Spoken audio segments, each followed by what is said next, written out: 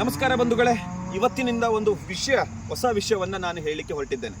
ಏನು, ನಾನು ಈ 5 ವರ್ಷದ ಹಿಂದೆ ಪಂಚಾಯತ್ ವ್ಯವಸ್ಥೆ ಹೇಗಿತ್ತು, ಆ ಪಂಚಾಯತ್ ವ್ಯವಸ್ಥೆಯಲ್ಲಿ ಏನೆಲ್ಲ ಇರುತ್ತೆ, ಅನುದಾನ ಹೇಗೆ ಬರುತ್ತೆ ಅನ್ನುವಂತಹ ಊಹಾಪೋಹಗಳನ್ನು ನಾನು ಅರಿತಿದ್ದೆ.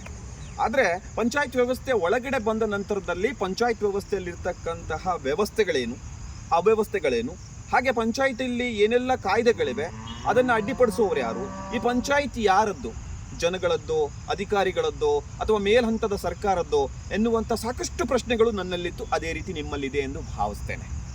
ಆ ನಿಟ್ಟಿನಲ್ಲಿ ನಾನು ಒಂದು ಹೊಸ ಪ್ರಯೋಗವನ್ನು ನಮ್ಮ ಗ್ರಾಮ ಸ್ವರಾಜ್ಯ ಕರ್ನಾಟಕ ಅಭಿಯಾನ ಅನ್ನುವಂತಹ ಒಂದು ಶೀರ್ಷಿಕೆ ಅಡಿಯಲ್ಲಿ ಈ ಪಂಚಾಯತ್ ವ್ಯವಸ್ಥೆ ಬಗ್ಗೆ, ಪಂಚಾಯತ್ ಅಂದರೆ ಏನು, ಪಂಚಾಯತ್ ಬೆಳೆದು ಬಂದಂತಹ ದಾರಿ ಏನು, ಪಂಚಾಯತಿಯಲ್ಲಿ ಬರ್ತಕ್ಕಂತಹ ಅನುದಾನಗಳು ಹೇಗೆ, ಅಂದರೆ ನಾವು ಅಂತೀವಿ ಒಂದಿಷ್ಟು ಯುವಕರು ಪಂಚಾಯಿತಿಗೆ ಇಷ್ಟು ಅನುದಾನ ಬರುತ್ತಂತೆ, ಪಂಚಾಯಿತಿ ಇಷ್ಟು ಅನುದಾನ ಕೊಟ್ಟಿದ್ದಾರಂತೆ, ಈ ಪಂಚಾಯತಿಯಲ್ಲಿ ಬರುವಂಥ ಅನುದಾನ ಭ್ರಷ್ಟಾಚಾರ, ಬ್ರಹ್ಮಾಂಡ ಭ್ರಷ್ಟಾಚಾರ ಆಗಿದೆ, ಈ ರೀತಿ ಏನೆಲ್ಲ ಹೇಳ್ತಾ ಇದ್ದೀವಲ್ಲ, ಇದು ನಿಜಾನ?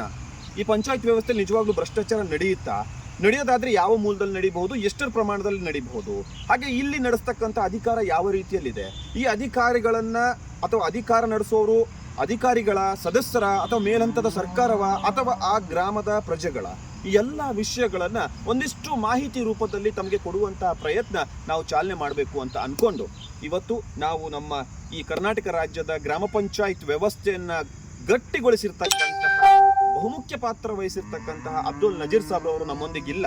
ಆದರೆ ನನಗೊಂದು ಖುಷಿ ಇದೆ, ನನ್ನ ಊರಿನವರೇ ಆದಂತಹ ಶ್ರೀಮಾನ್ ದಿವಂಗತ ಮಾಜಿ ಮುಖ್ಯಮಂತ್ರಿಯಾದ JH ಪಟೇಲ್ ರವರ ಸ್ನೇಹಿತರು ಆಗಿರ್ತಕ್ಕಂಥ, ನಮ್ಮ ಪಂಚಾಯತ್ ರಾಜ್ನ ಭದ್ರ ಬುನಾದಿಗೊಳಿಸಿರ್ತಕ್ಕಂತಹ ನಮ್ಮೆಲ್ಲರ ಪ್ರೀತಿಯ ನೀರ್ ಸಾಬ್ ರವರ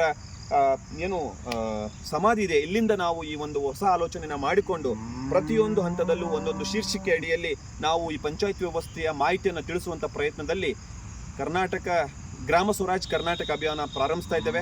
ದಯವಿಟ್ಟು ಸಹಕರಿಸಿ. ಹಾಗೆ ಅದಕ್ಕೆ ಅಂತ ಹೇಳಿ ಫೇಸ್ಬುಕ್ ಒಂದು ID ಇದೆ, ಯೂಟ್ಯೂಬ್ ಚಾನಲ್ ಇದೆ, ಅದರಲ್ಲೂ ಕೂಡ ನೀವು ಸಬ್ಸ್ಕ್ರೈಬ್ ಆಗಿ ಮಾಹಿತಿ ತಿಳ್ಕೊಳ್ಳಿ. ಮಾಹಿತಿ ತಿಳಿದ ನಂತರದಲ್ಲಿ ದೂಷಣೆ ಯಾರಿಗೆ ಮಾಡಬೇಕು, ದೋಷಾರೋಪ ಪಟ್ಟಿ ಯಾರಿಗೆ ಕೊಡಬೇಕು, ಯಾರು ಇಲ್ಲಿ ಸರಿ, ಯಾರು ಇಲ್ಲಿ ತಪ್ಪು, ಯಾವ ವ್ಯವಸ್ಥೆಯನ್ನು ನಾವು ದೂಷಿಸಬೇಕು ಅನ್ನುವಂಥ ಮಾಹಿತಿ ನಿಮ್ಮಲ್ಲಿ ಸಿಗ್ತದೆ ಅಂತ ಹೇಳ್ತಾ ಎಲ್ಲರಿಗೂ ಧನ್ಯವಾದಗಳು.